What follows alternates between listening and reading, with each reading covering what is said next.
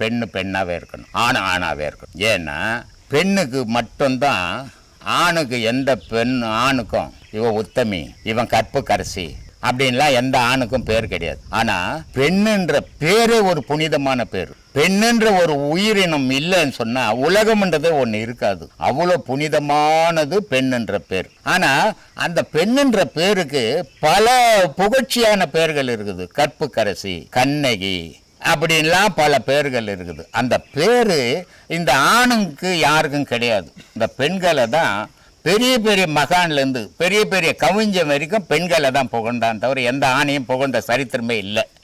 அப்போது இந்த பெண்ணுன்றதுக்கு தனி சிறப்பு உண்டு.